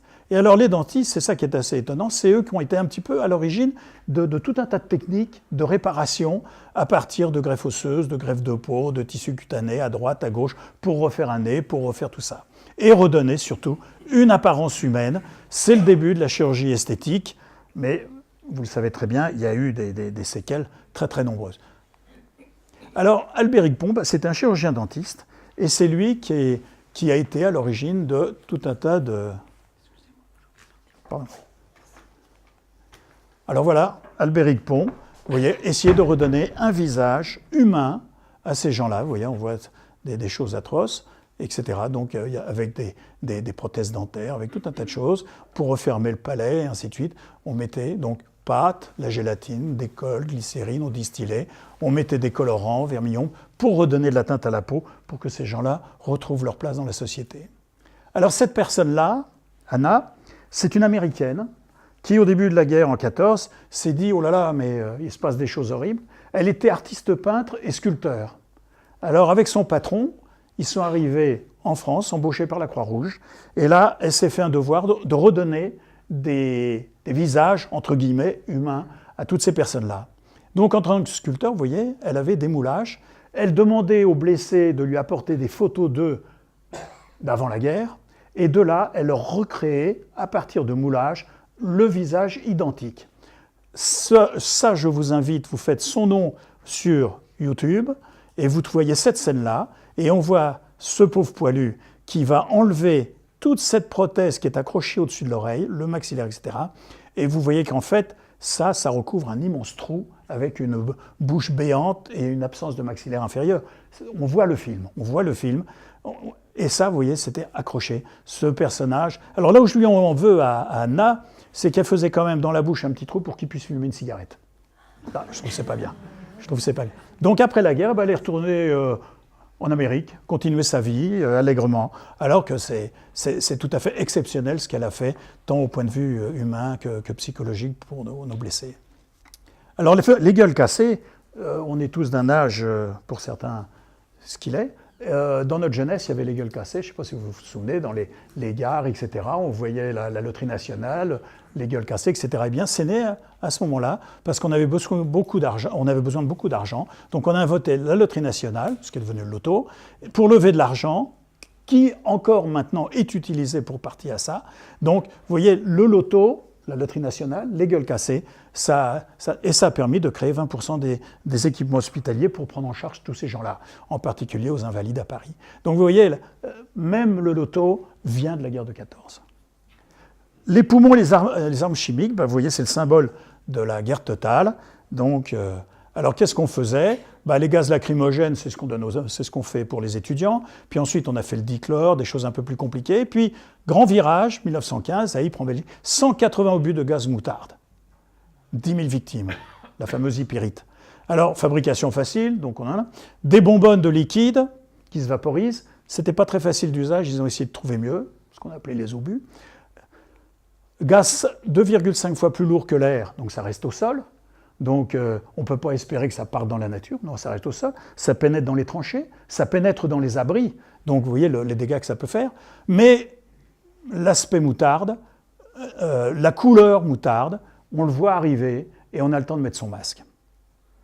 Alors, évidemment, il est persistant, vésicant, il attaque la peau, les cloques, les yeux, l'œdème pulmonaire, les hémorragies, et ainsi de suite.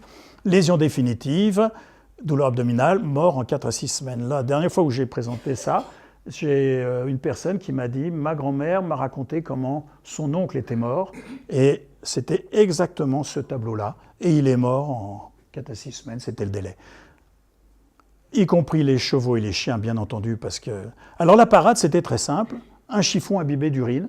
Parce que dans l'urine, il y a des urates qui viennent tamponner l'acidité. Alors on s'est dit, puisque l'hypérite ne marche plus très bien, on va créer le phosgène. Alors lui, non persistant, donc il repart très facilement. Mais il est incolore, il est inodore, donc on ne sait pas s'il y a ou s'il n'y a pas. On ne sait pas s'il faut mettre le masque ou si on n'a pas besoin de le mettre. il est action retardée, c'est-à-dire que les premiers signes qui là sont immédiats, eh bien les premiers signes apparaissent 3 heures après. Donc en fait, on ne sait qu'on a été en contact que 3 heures plus tard. Le mal est fait. 85% de morts à cause de ça, beaucoup plus que l'hypérite. Alors vous imaginez, est-ce que le masque a été mis à temps? C'était la terreur en se disant, mais attendez, est-ce que toujours fallait... Alors l'usage aléatoire des gaz, évidemment, ça dépendait du vent, de la température du sol, de l'air ambiant. Si vous envoyez un obus avec du gaz ou des bonbonnes, si le vent vous ramène vers vous, c'est quand même contre-productif. Donc il fallait faire attention à beaucoup de choses. Donc on ne pouvait pas les utiliser systématiquement, il fallait des critères très importants. Je tiens à vous signaler que l'ensemble du front, c'était plutôt les Allemands à l'est et les Alliés à l'ouest. Donc le vent dominant venant plutôt de l'ouest, les Allemands avaient un petit peu de mal à repousser le vent pour envoyer leur gaz. Donc vous voyez, il y avait aussi ces choses-là. Alors voilà ce que c'était que les bonbonnes de gaz, vous voyez. Hein, on ouvre des bonbonnes de gaz les unes à côté des autres, elles s'ouvrent, et voilà le beau nuage toxique qui envahit l'ennemi. C'est effrayant. Alors, protection, les urines, parce qu'il y a de l'ammoniac, bicarbonate de soude sur une compresse, et c'est là qu'on a inventé le Kleenex. Ah oui, le Kleenex a été inventé à Ypres. Je ne veux pas faire de la pub pour Kleenex, mais voilà. Les masques à gaz, alors il y avait déjà dans les mines allemandes, et puis en fait, ils sont arrivés en juillet 1915 sur le front, et les gaz de combat ont été prohibés au traité de Versailles en 1919, et vous savez, comme moi, à quel point c'est respecté. Alors ça, c'est des soldats anglais, vous voyez, qui ont été brûlés par les gaz sur les yeux. Donc, vous voyez, on voyait des troupes d'aveugles qui se suivaient les uns derrière les autres à cause de la brûlure due aux yeux. Voilà les tout premiers masques. Vous voyez ici, on en faisait pour les chiens, parce que les chiens étaient même... En fait, quand je dis on en faisait, on adaptait ceux des humains pour les chiens, parce qu'on avait besoin des chiens. Et vous voyez, ces 2 braves soldats allemands, ils ont chacun le leur, mais ils en ont mis pareil le petit âne. Sauf que le petit âne, il n'a pas les yeux protégés, il y a juste les naseaux. Traitement. On utilisait de l'atropine, ça vous dit quelque chose, ça dilatait les bronches, donc on respirait mieux. On utilisait l'oxygène, ce qu'on fait toujours, et on a inventé la kinésithérapie respiratoire. La kinésithérapie respiratoire qu'on utilise actuellement dans les hôpitaux et même à domicile, eh bien ça date de cette période-là, c'est un médecin suédois qui a inventé ça. Donc la kiné respiratoire vient de là. Alors 100 000 tonnes d'agents chimiques, 1 200 000 blessés, 100 000 morts, 12%, 2% d'invalides, et il y en avait quand même 70% qui repartaient au combat en leur disant écoutez messieurs, il faut y retourner, tant pis pour vous si vous avez été gazés. C'est pour ça qu'on voit des gens qui ont été gazés plusieurs fois et qui n'en gardent pas un très bon souvenir. Les plaies du thorax, on va passer vite dessus parce que vous imaginez qu'on en meurt vite. Risque respiratoire, les hémorragies évidemment quand c'est le cœur ou un gros vaisseau, ça saigne tout de suite, on meurt vite. Quand il y a une plaie diaphragmatique, ça veut dire que la plaie traverse aussi l'abdomen, comme déjà en soi une plaie de l'abdomen, c'était au début de la guerre pratiquement mortel à tous les coups. Donc quand on associe les deux, vous imaginez que le pronostic est très sombre. Et les plaies soufflantes, c'est-à-dire que quand c'est juste la plèvre qui est perforée, eh bien lors de la respiration des gens, on entend un souffle. C'est un souffle, c'est l'air qui rentre, qui sort. Au début, on fermait parce qu'on avait peur de ce souffle. Alors hop, on fermait vite, et puis on s'en allait. Et puis en fait, c'était pas l'idéal parce que les gens s'asphyxiaient en dessous. Donc en 1918, on a eu l'idée de mettre un drain avec une aspiration pour que le poumon progressivement revienne à la paroi. C'est toujours la technique utilisée en réanimation. C'est toujours, ça date de 1918, ça fait un siècle. L'abdomen. Alors les plaies de l'abdomen, les plaies les plus graves, elles sont 100% mortelles si pénétrantes. C'est-à-dire que si ça passe, ça pénètre le péritoine, si ça touche les viscères, eh bien, on considérait, au début de la guerre, et c'était la terreur des soldats, ils disaient au médecin, dis-moi si c'est pénétrant ou pas, dis-moi si... Parce que si le médecin lui disait c'est superficiel, on allait faire un petit pansement, et puis hop, il repartait, où est-ce que j'ai mis ça et puis, simple traitement médical, et guérison. Si ça perfore, eh bien, au début, c'était pratiquement la mort à tous les coups, et c'était tellement la mort qu'on ne les transportait pas, on les laissait mourir sur place, ils n'allaient même pas à l'ambulance, ils n'allaient encore moins à l'hôpital derrière. Parce que vous imaginez bien que ouvrir un abdomen au milieu, dans la boue, sous les obus, etc., le bruit, ainsi de suite, avec des kyrielles d'autres personnes qui attendent pour être opérées, c'était très compliqué, d'autant plus qu'on ouvrait, mais il fallait enlever des bouts d'intestin, il fallait nettoyer, il fallait fermer proprement pour que ça... Donc c'était impossible, c'était trop long, etc. On ne pouvait pas les transporter, parce qu'à tous les coups, on allait avoir des hémorragies secondaires lors des ballottements dans les transports, les délais trop longs, bien entendu, c'était des gens à traiter dans l'urgence immédiate, donc on n'opérait que ceux qui étaient susceptibles donc vous imaginez pour les médecins, c'est pathétique, c'est dramatique de se dire, lui, je l'abandonne. Et ils savaient très bien qu'on allait les abandonner. Et alors, on a amélioré à partir de 1915, grâce aux ambulances, grâce à tout un tas de techniques dont on va un petit peu parler. Et à la fin de la guerre, ces gens-là qui étaient à 100% condamnés, eh bien, il y avait quand même 50%, 56% de survie, 1 sur 2. Donc vous voyez, c'est tout à fait étonnant de voir les progrès qu'il y a eu, même dans ce qu'il y avait de plus dramatique. Les membres, alors évidemment, c'est ce qu'il y a de plus exposé. Les éclats d'obus, etc., les plaies souillées par la terre, les fragments de vêtements, la gangrène, on va en parler un petit peu tout à l'heure, mais autrefois, alors c'est là où on mettait en traction, ce que je vous ai dit tout à l'heure, le docteur Louis Sanlec qui faisait ça, et c'est responsable quand même de 300 000 amputés, des gens qu'on a rencontrés autrefois, qui étaient des vieux amputés de la guerre de 14.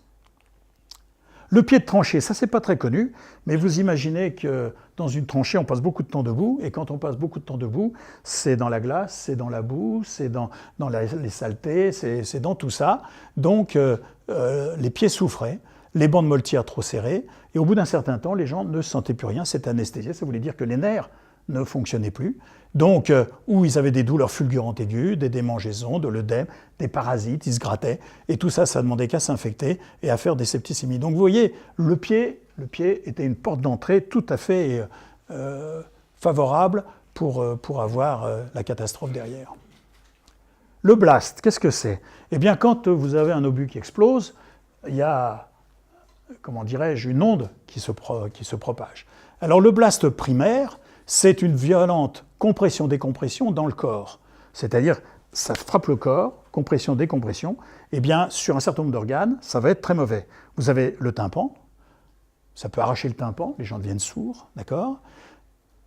Des dommages internes, par exemple les poumons qui sont creux, eh bien, ils ont une hyperpression d'un côté, ils peuvent se déchirer, l'intestin peut se déchirer, il peut y avoir des effets de cisaillement, une artère qui se trouve cisaillée, un nerf qui se trouve arraché, rien que par l'onde de choc.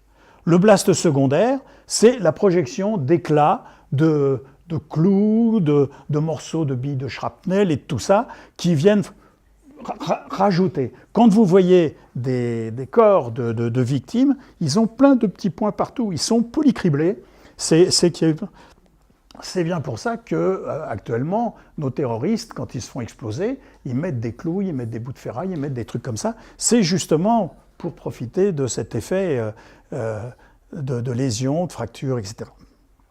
Alors ensuite, vous avez le blast tertiaire, c'est-à-dire que c'est la personne qui se trouve projetée sur autre chose, qui va aller cogner un mur, qui va aller cogner un arbre, qui va aller cogner un poteau. Donc ça va être un traumatisme un peu comme dans un accident de la vie civile. Et puis il y a le traumatisme psychologique. Le quatrième, c'est que après les gens, ils sont plus très bien dans leur tête, ils sont un peu KO, etc. Sans compter les brûlures, sans compter les effondrements, parce que les bâtiments peuvent tomber dessus et les gens sont coincés dessous. Donc ça peut donner ce qu'on appelle des rhabdomyolyses, ce qu'on voit dans les tremblements de terre, par exemple, pour ça qu'on veut sortir les gens rapidement. Et puis vous avez aussi tous les produits toxiques, les gaz, le plomb et tout ça. Alors la psychiatrie, je vais vous passer ce témoignage de Maufray parce que c'est intéressant. Mais voilà, alors qu'au début on parlait de l'obusite, de l'hypnose des batailles, on a parlé de crise d'hystérie, psychonévrose des guerres, etc. Et puis qu'est-ce qu'on faisait comme traitement? Ou bien certains on les mettait au repos et puis les autres on les renvoyait au front en les traitant de poltrons, etc. Et il y avait des suicides, je vous lirai peut-être un petit texte ensuite. Donc c'était comme ça. Et puis progressivement, on s'est rendu compte qu'il fallait faire quelque chose proche du front. Donc on a créé un suivi psychologique très rapidement, proche du front, pour qu'ils puissent parler de leur misère comme n'importe quelle autre plaie. Donc c'était quelque chose de nouveau. C'est pour ça que maintenant vous avez des cellules psychologiques. Quand il y a une catastrophe quelconque, c'est suite à tout ça. Il fallait absolument que les gens puissent mettre un mot sur leur souffrance, un mot sur leur blessure. Donc ça, c'est une découverte. Alors ça n'empêchait pas la blessure de l'oubli quand ils rentraient dans la vie civile, etc. Mais le grand principe, immédiateté, proximité, espérance de guérison, simplicité, centralité. Simplement de faire parler ces gens-là le plus près possible de là où ils ont eu des problèmes. Alors les mutilations volontaires, ça découle des problèmes psychologiques. C'est que vous aviez des gens qui ne voulaient pas y retourner. Alors au début, on disait c'est des poltrons, ceci, cela. Donc il y a eu des fusillés à cause de ça. Et qui est-ce qui décidait si c'était des poltrons ou pas des poltrons? C'était les médecins. Alors vous imaginez que d'un point de vue éthique, c'était difficile de dire tiens, lui c'est un poltron parce qu'il s'est blessé l'index, machin.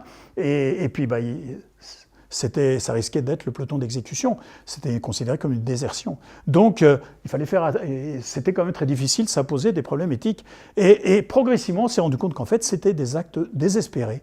C'était des authentiques dépressions nerveuses, et il fallait les traiter comme les autres blessés. Donc, vous voyez, en l'espace de 5 ans, de personnes qu'on fusillait, on en a fait des cas médicaux à part entière. Alors, la gangrène.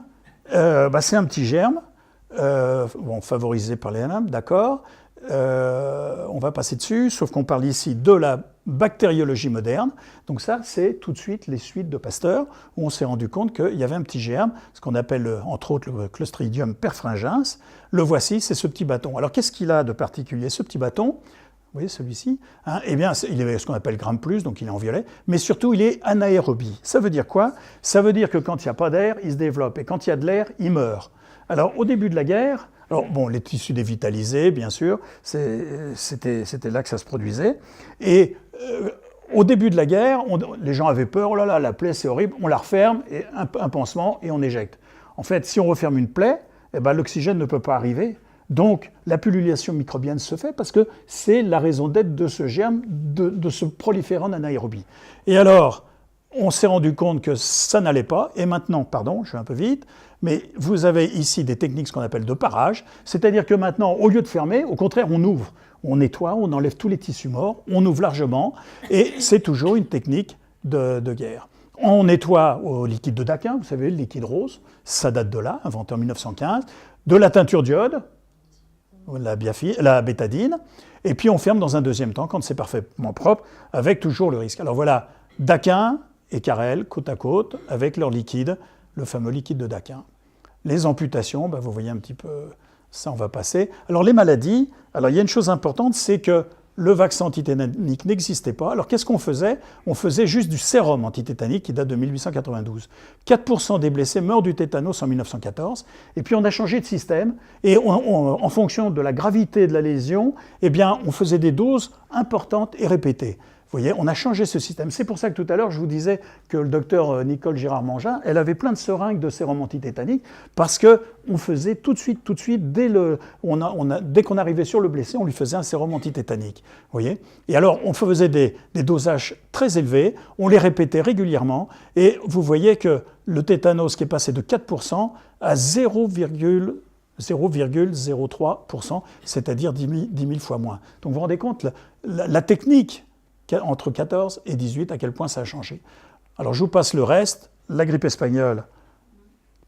Alors oui, les principes, c'était les malades, je vous avais expliqué, l'ostracisation pour pas que les malades civils soient mélangés avec les malades militaires, l'hygiène, c'était très difficile, l'eau potable sur le front, c'était très compliqué, et les médicaments, il n'y avait pas grand-chose, c'était tout à fait le début, mais on a commencé à essayer certains produits.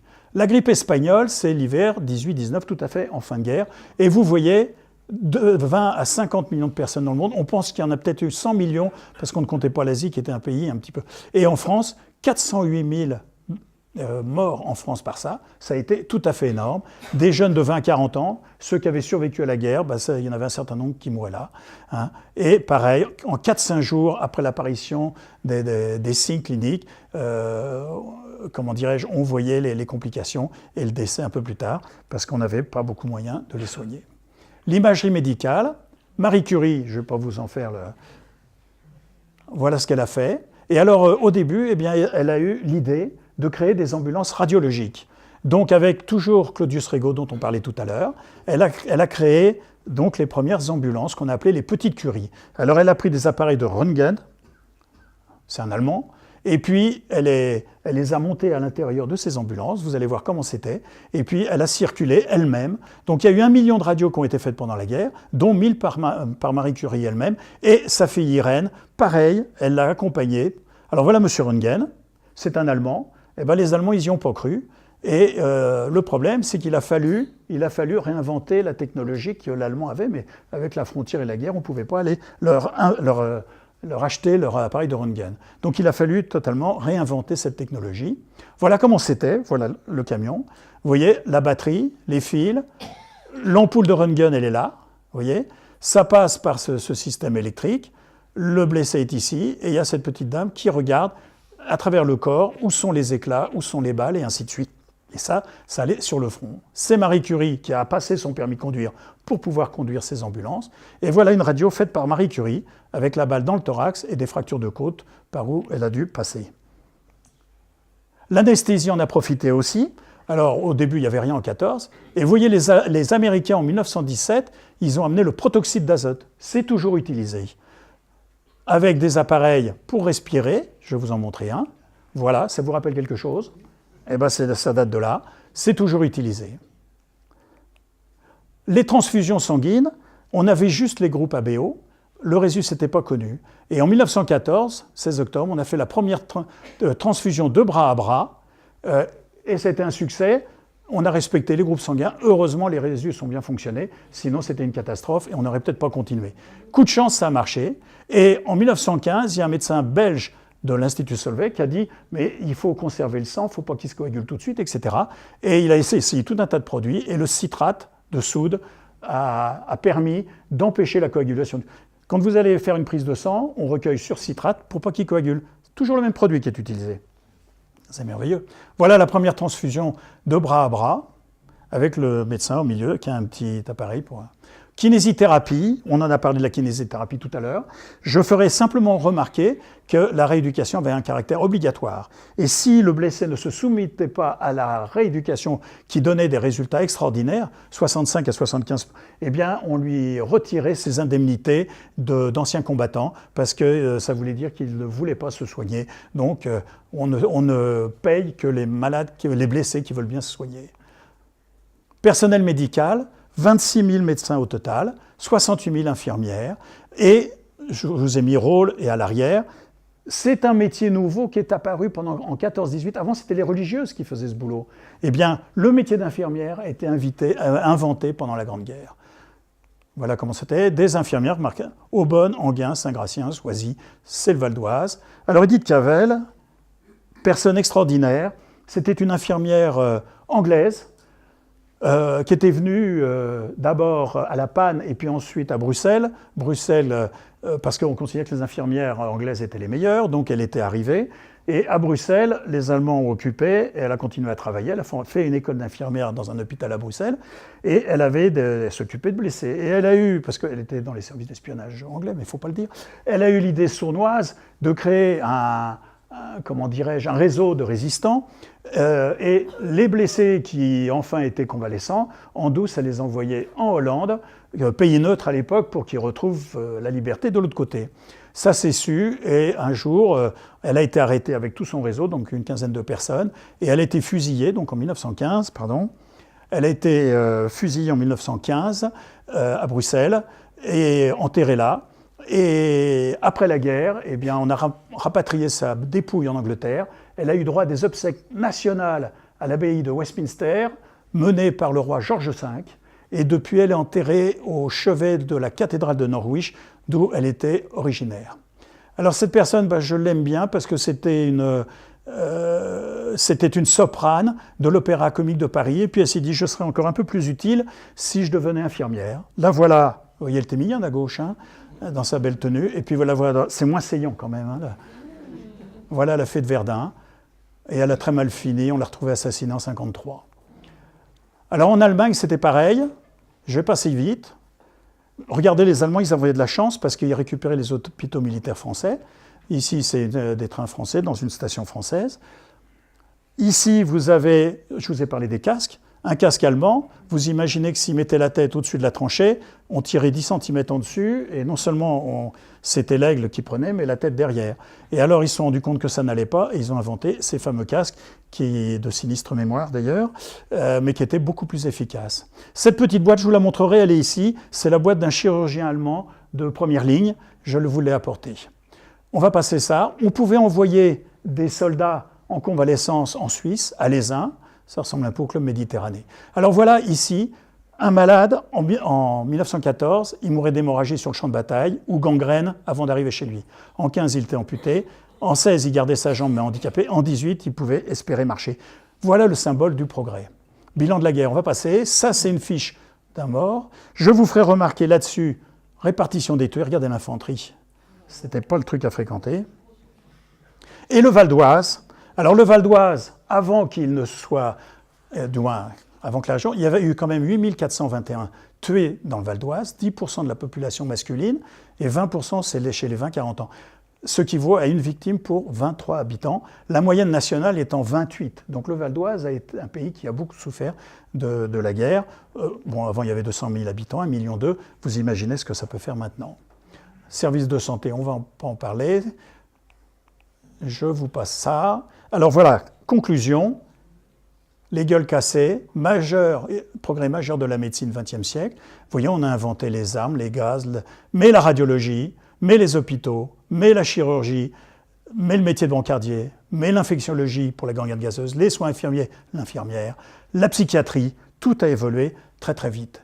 Et voilà le devoir d'humanité du serment d'Hippocrate. Donc on soigne tout le monde. Je vous remercie.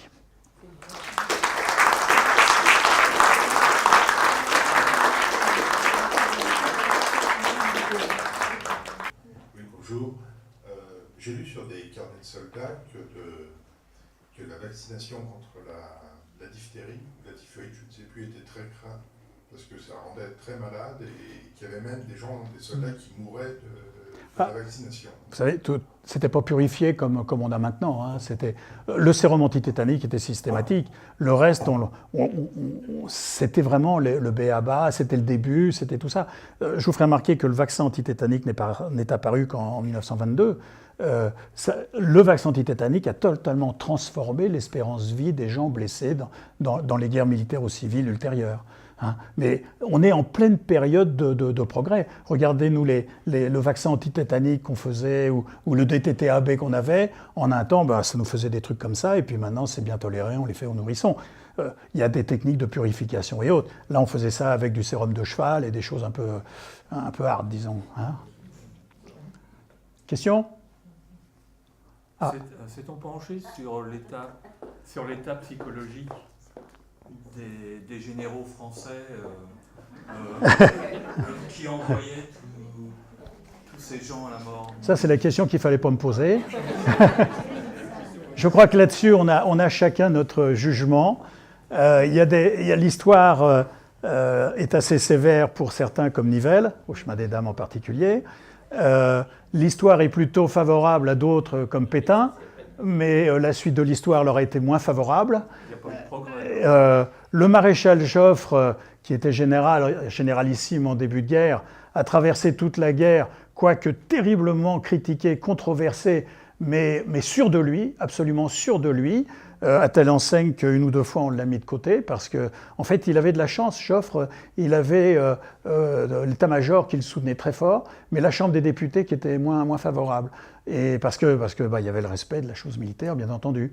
Ce qui fait que, mais Joffre a eu droit à tous les égards, avec Foch, avec Pétain, il a été nommé maréchal après la guerre, alors qu'en fait, son parcours a été par moments un petit peu difficile. En ce qui concerne Foch, il est surtout apparu à partir de la bataille de la Somme, où il était avec les Anglais. Lui, il a eu un parcours un petit peu plus soft qui a justifié son titre de maréchal après. Pétain a eu... Quand on relit, par exemple, c'est lui qui a pris la suite de Nivelle au chemin des dames, il est apparu, entre guillemets, pour un sauveur. En fait, il semble qu'il ait été relativement dur vis-à-vis des hommes, mais il essayait d'éviter tout ce qui était inutile, et il essayait d'épargner des vies humaines, ce qui fait que ça lui a donné cette aura qui a un petit peu desservi plus tard. Hein? Oui, je voudrais compléter ce que vous disiez sur la mentalité des généraux. Il ne faut pas oublier que le bon président Poincaré a été chercher un civil qui s'appelait Georges Clemenceau, qui a fait alliance avec Pétain parce qu'ils avaient tous les deux la même idée, la guerre à outrance, avec le minimum de casse. C'est pour ça que quand vous disiez que quelque part il avait la même technique que Nivelle, c'est pas tout à fait vrai. Nivelle, c'était on envoie. Il a, dans un bois dans la Somme, 25 000 morts dans la journée.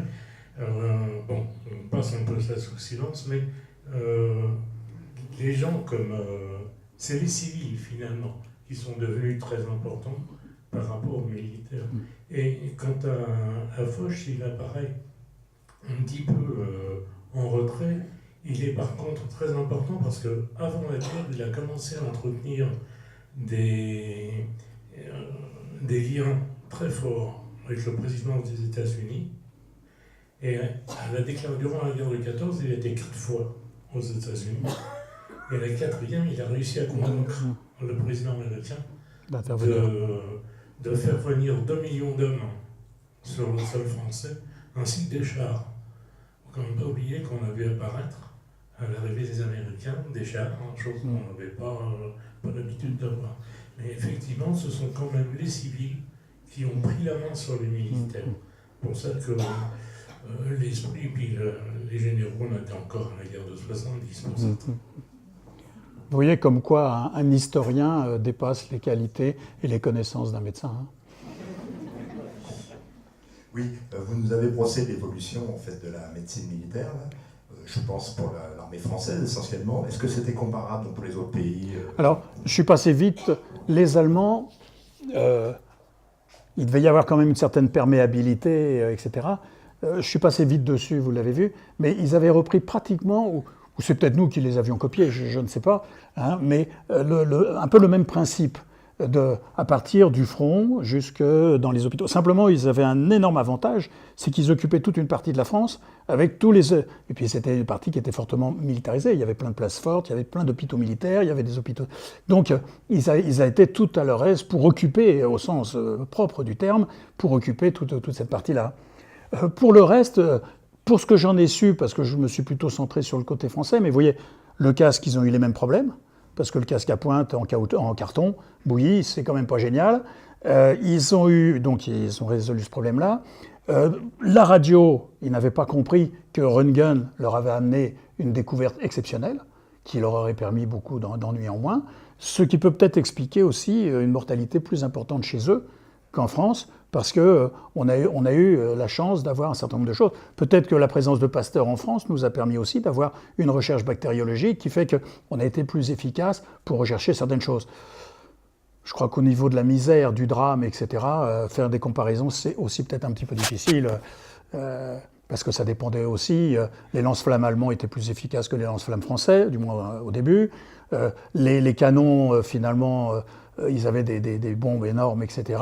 La France a eu le canon de 75 qui était très bien. Vous aviez les petits obusiers de tranchées. Les Allemands avaient un coup d'avance sur les Français, le fameux crapouillot, et ainsi de suite. Donc, c'est difficile de dire. Je crois qu'à la fin, on fait le compte des nombres de blessés, de morts, et ainsi de suite. Et puis, se faire un peu une idée.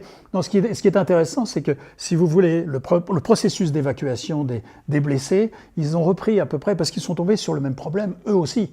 Donc, ils ont fait un petit peu de la même manière. Je vous ai sauté les trucs en particulier, c'est tout en allemand, donc je voulais vous l'épargner, au moins en partie. Mais ils avaient, et puis des termes qui sont très... Eux, ils étaient plus sensibles sur tout ce qui était maladie infectieuse, beaucoup plus que les Français. Ils avaient vraiment des structures très fortes pour les maladies infectieuses. Peut-être la syphilis est-elle comprise dedans, si vous me permettez. Vous parliez de l'orage et... Petite chose, concernant le maréchal Joffre, ouais. Son aura était telle que son nom a été donné à des jeunes filles. Oui, Geoffrette. Mon beau-père qui s'est appelé Geoffrette. Oui, bien sûr, Geoffrette, oui, tout à fait. Hein. Ah oui, des Geoffrettes, il y en avait, oui, bien sûr. Donc, tellement l'aura du générateur, on a transformé son nom. Oui, Geoffrette. Est-ce que l'organisation... Juste pour Joffre, j'ai lu, je ne sais pas si c'est vrai qu'il aurait dit on ne me reprochera pas 300 000 morts de trop quand j'aurai gagné la guerre. C'est le sang-froid. Deuxièmement, j'ai lu surtout sur Verdun, quand les Français faisaient une attaque, les Allemands faisaient une contre-attaque, et si la contre-attaque ne réussissait pas, allemande, volontairement ils allaient bombarder les hôpitaux français de l'arrière. Vous savez, j'ai pas lu. Ce que j'ai lu, et ça peut expliquer aussi deux types de guerres différentes, c'est que les Allemands ont envahi la France, ok, et là, ils sont arrivés à un point où ils se sont dit faut qu'on se retranche. Donc ils ont créé des tranchées solides, profondes, qui résistaient. Tandis que les Français, ils étaient dans une autre optique. Leur optique, c'était de dire, nous, on est là pour regagner du terrain. Donc, on ne va pas faire des tranchées solides, alors qu'on va les dépasser, on va aller chez eux.